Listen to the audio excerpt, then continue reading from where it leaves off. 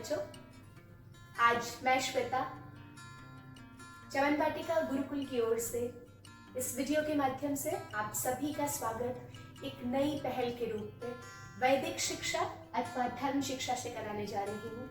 जी हाँ, हम सभी जिस शिक्षा पद्धति का भाग है, सौभाग्य से हम सभी भाग्यशाली हैं कि हम अपनी भारतीय वैदिक पुरातन संस्कृति को जानने के योग्य बन पाते हैं, या फिर यूं कह लीजिए कि हम सभी को वह सौभाग्य प्राप्त हुआ है कि हम सभी आधुनिक शिक्षा पद्धति के साथ साथ भारत की अत्यंत अच्छी धरोहर वैदिक संस्कृति को भी अपने तक पहुंचा पा रहे हैं और सीखने का प्रयास कर रहे हैं। तो आज धर्म शिक्षा की इस कक्षा में, जो कि हम आज से प्रारंभ करने जा रहे हैं, हर सप्ताह आपको एक वीडियो के माध्यम से धर्म शिक्षा की अथवा यूं कह लीजिए वैदिक प्रश्नोत्तरी और कुछ रोचक कहानियों के द्वारा आपको नैतिक मूल्यों की शिक्षा प्रदान करने का हमारा प्रयास रहेगा।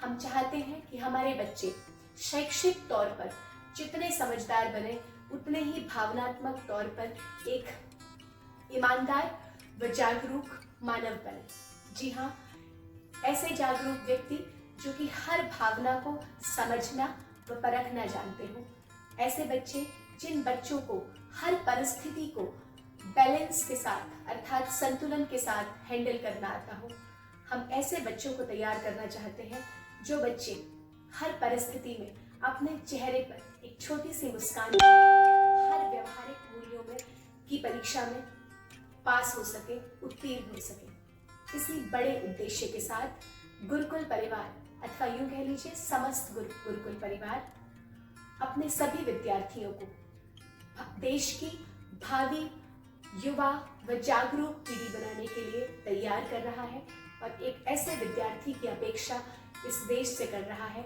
जो कि हर स्तर पर सर्वश्रेष्ठ और अहम बनने का प्रयास करेगा। तो आइए वैदिक शिक्षा की कड़ी में सबसे पहले हम अपने विश्व का आदि ग्रंथ, जिसको कि वेद कहा जाता है, जी हाँ, वेद इस समस्त सृष्टि की रचना से पहले हुई एक ऐसी ग्रंथ है, एक ऐसी रचना है जिसको अपौरुषेय अर्थात जो किसी पुरुष द्वारा रचित नहीं है, अमानवीय है, ईश्वर द्वारा प्रदत्त ज्ञान है। लेकिन हाँ, पृथ्वी पर आने के लिए उस ज्ञान को ईश्वर ने कुल 4 ऋषियों के अंतःकरण में समाहित किया और वह ज्ञान हम तक पहुंचा। तो आज हम वैदिक प्रश्नोत्तरी के उन्हीं कुछ विशेष व लघु परिचय को जानने का प्रयास करेंगे। आइए देखते हैं कि हम वैदिक शिक्षा के तहत वेद और उसके वेदांग अथवा उसके कितने भागों को जान पाएंगे। वेद व वेदांग, वेद कुल 4 है। मैंने जो संख्या है वो इंग्लिश लिपि में भी और हिंदी अर्थात देवनागरी लिपि में भी लिखी है। हम सभी अक्सर इससे परिचित नहीं है, तो मैं चाहती हूँ हमारे विद्यार्थियों को हिंदी और अंग्रेजी दोनों की गणना आए। तो ये जो 4, जिसको हम इंग्लिश में ऐसे लिखते हैं, हिंदी में ये ऐसे लिखा जाता है 4। वेद कुल 4 है और उसके जो अंग है अर्थात वेदांग, वेदों के अंग।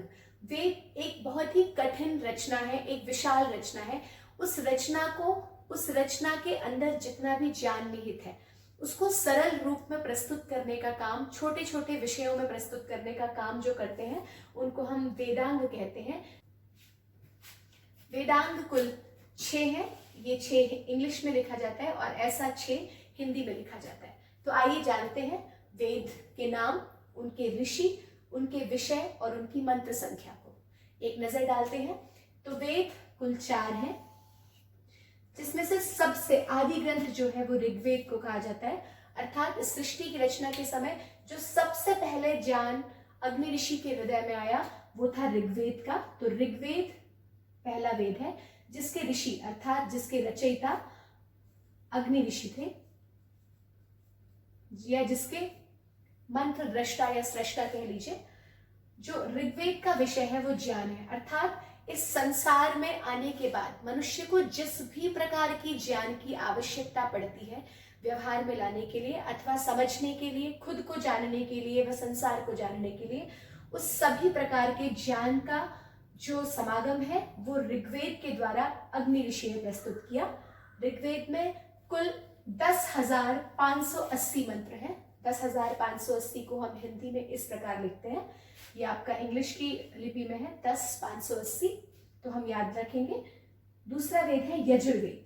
जी हाँ, यजुर्वेद वायु ऋषि के द्वारा लिखा गया।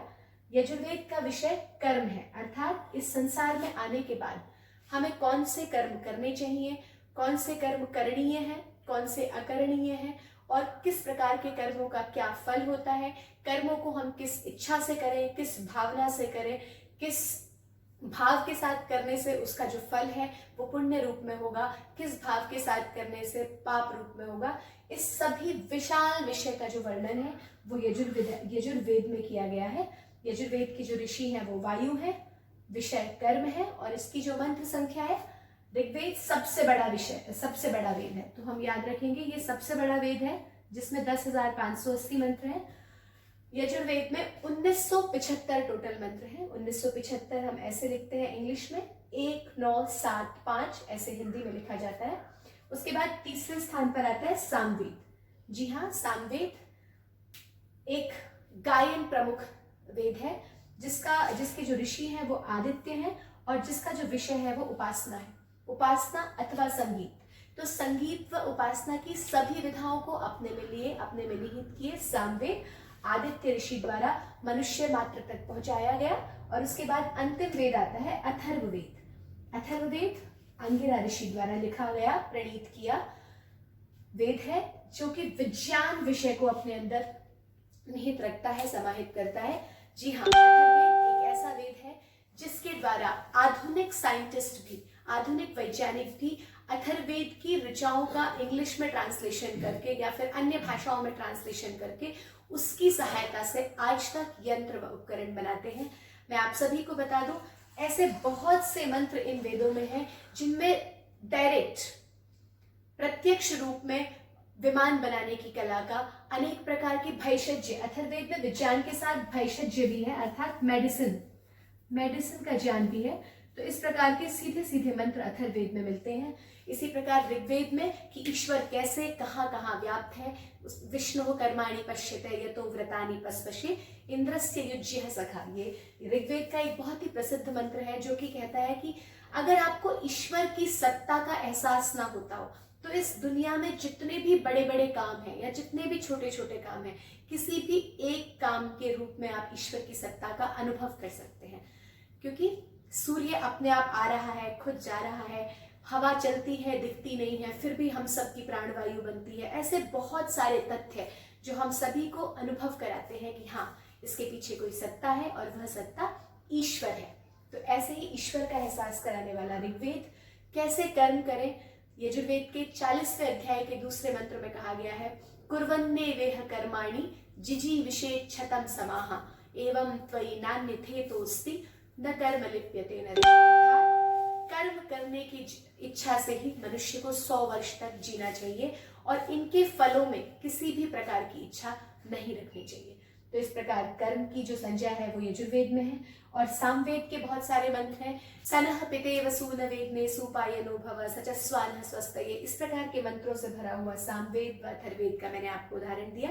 तो हम सभी का, आप सभी गर्ल्स को, बच्चों को मैं निवेदन करना चाहूंगी कि आप सभी नियमित रूप से जब जब सप्ताह में आपको वैदिक शिक्षा का पीरियड आएगा, आप सभी इन सारे पॉइंट्स को नोट डाउन करेंगे, आपके साथ शेयर भी कर दिया जाएगा। ये सब आप इनको अपनी कॉपी बनाएंगे, एक नोटबुक बनाएंगे धर्म शिक्षा की, और उसको सबको नोट डाउन करेंगे। अब आगे हम बात करते हैं वेदांगों की। जी हाँ, वेदांग कुल 6 हैं जिनका नाम है शिक्षा। ये मैंने एक ट्री के रूप में बनाया, वेद के अंग है वेदांग। अब वो वेदांग कुल 6 हैं, शिक्षा, कल्प, व्याकरण, निरुक्त, छंद व ज्योतिष। तो अभी मूलभूत से आप सिर्फ इन 6 के नाम याद कर लेंगे। आगे कभी किसी कक्षा के माध्यम से आपको ये बताया जाएगा कि इनमें किन विषयों का विवेचन किया गया है। तो वेदांग कुल 6 है, शिक्षा, कल्प, व्याकरण, निरुक्त, छंद और ज्योतिष। इसका अर्थ ये है कि इन सभी चीजों के अध्ययन से आपको वेद के अर्थ को समझने में अत्यंत सहायता मिलती है, क्योंकि वेद संस्कृत भाषा में लिखे हैं। किसी भी भाषा की शिक्षा, किसी भी भाषा के कल्प और व्याकरण को जानने से उस भाषा को समझने में हेल्प होती है। निरुक्त को, ये सब मैं आपको अगले वीडियो में बताऊंगी। आगे चलते हैं। अब है कुल दर्शन। दर्शन, आर्ष दर्शन कुल 6 माने जाते हैं। 6 हिंदी में इस प्रकार लिखा जाता है, इंग्लिश में इस प्रकार। योग दर्शन जिसके की रचयिता प्रणेता महर्षि पतंजलि है। सांख्य दर्शन जिनके प्रणेता महर्षि कपिल है।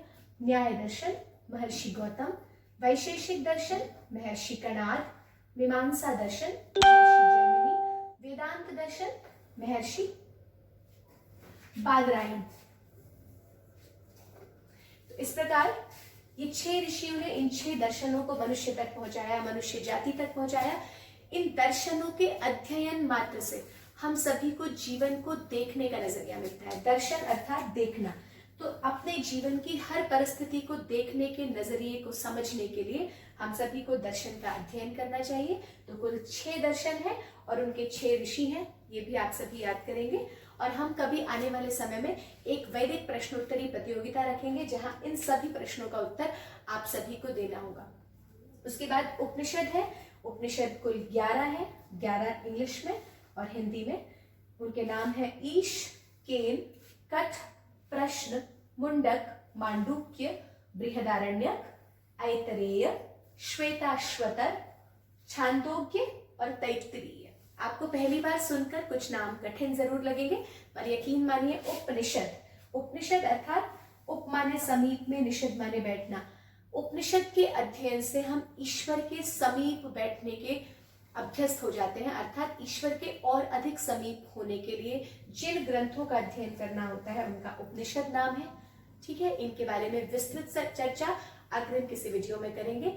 आज के इस वीडियो में इतना ही बहुत है। एक बार फिर अंत में आप सभी को संदेश दूंगी कि धैर्य शिक्षा या वैदिक शिक्षा की ये जो कक्षाएं आप सभी के लिए साप्ताहिक रूप से देने का निर्णय किया गया है प्रबंधन के द्वारा, आप सभी इसका यथा योग्य पूर्ण लाभ उठाएं। किए हुए पाठ को अपनी अपनी नोटबुक्स में जरूर नोट डाउन करें और इसी के साथ मनुष्य जीवन के वास्तविक महत्व को और मूल्यों को जानने का प्रयास करें और सबसे बेहतर इंसान बने। आप सभी गुरुकुल का हिस्सा इसीलिए हैं क्योंकि आपको भीड़ से अलग बनना है। तो भीड़ से अलग बनने के लिए हमारे पास जीवन को अलग नजरिए देखने का अलग नजरिया भी होना चाहिए। इसी उम्मीद के साथ आज की इस वीडियो में विदा लेंगे। अग्रिम कक्षा में आपको प्राची मैम और आस्था मैम के द्वारा, प्राची मैम द्वारा कुछ महापुरुषों के जीवन के वृत्तांत को सुनाया जाएगा, जिससे कि हम सभी प्रेरक हो सकेंगे और जानेंगे कि कितनी कम आयु में कितने महापुरुषों ने हमारे देश के लिए, इस संसार के लिए, मनुष्य जाति के लिए कितने बड़े बड़े कार्य किए हैं।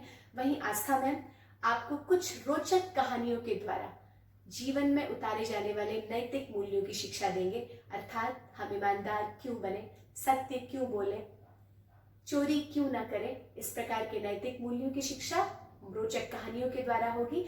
हफ्ते में एक बार इस वीडियो के द्वारा आप सभी से फिर मुलाकात होगी। तब तक के लिए प्रसन्न रहिए, मुस्कुराते रहिए, स्वस्थ रहिए और परिश्रम पूर्वक अपना अध्ययन करते रहिए। नमस्ते, धन्यवाद।